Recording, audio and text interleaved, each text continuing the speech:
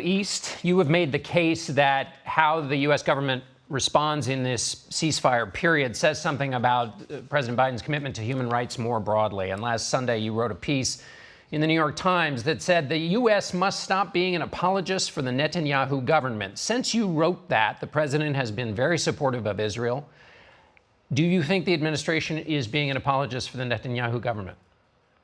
Look, John, all that I think is that given the incredible suffering in Gaza, where we have a poverty rate of 56%, 70% of the young people are unemployed, and after the Israeli attacks, you have wastewater plants destroyed, clinics destroyed, hospitals destroyed.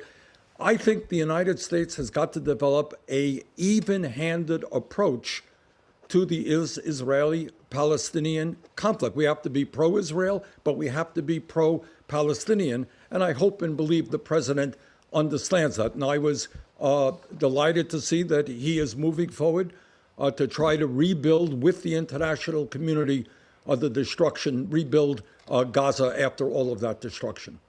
You mentioned an even-handed approach. When I read a portion of your editorial to Prime Minister Netanyahu, he thought it was preposterous, your claim that he had created the conditions and that he'd made peace impossible, because he said, how do you have negotiations with Hamas? They are dedicated to the destruction of Israel.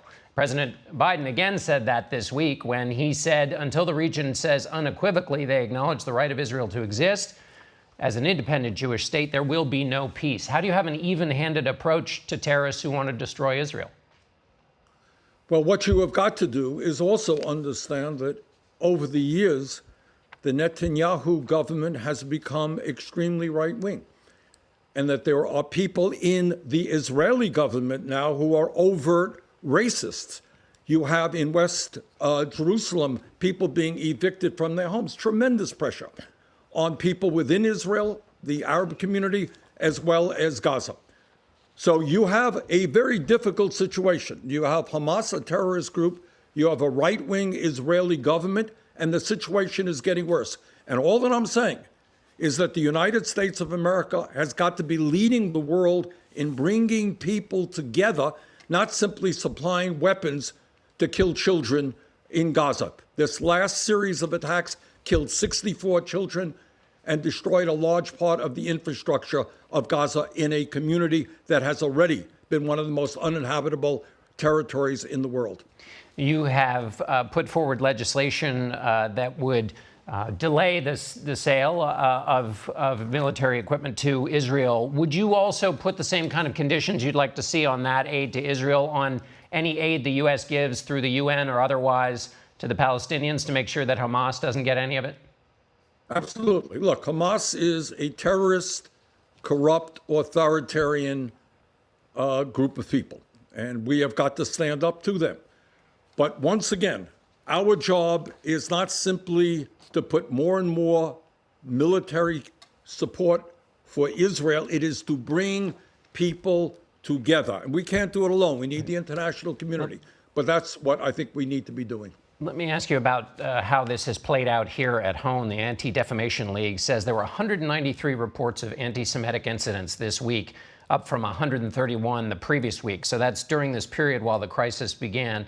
In the past, you've said it should be possible to be a critic of Israeli policy but not be anti-Semitic. But it doesn't seem to be playing out that way with this uptick in random attacks. Anti-Semitism is rising in America. It's rising all over the world. That is an outrage, and we've got to combat anti-Semitism. We have to combat the increase in hate crimes in this country against Asians, against African Americans, against Latinos. So we got a serious problem of a nation which is being increasingly divided, being led by right-wing extremists in that direction. There are a number of liberals who use the word apartheid to describe Israel's treatment of the Palestinians. A number of them liberals in the House who use that language. The executive director of the American Jewish Congress, who handled Jewish outreach for your campaign, has said that word, Joel Rubin, has said that using that word has increased the level of vitriol that has contributed to this anti-Semitism. Do you think those who share your view should not use that kind of language? Well, I think we should tone down the rhetoric. I think our goal is very simple. It is to understand that what's going on in Gaza today is unsustainable. When you have 70% of the young people unemployed, when people cannot leave the community, when hospitals and wastewater plants have been destroyed, that is unsustainable. And the job of the United States is to bring people together. And that is what we have got to try to do. I want to switch to domestic affairs now. The president and Republicans have been going back and forth on this question of infrastructure. The president made another bid, shorten the price tag a little bit. But the central question of what infrastructure means, Republicans say roads and bridges, Democrats say it includes lots of other things in the environment, child care, elder care. Is that difference so big that it can't be fixed through bipartisan negotiations and Democrats should just go it alone?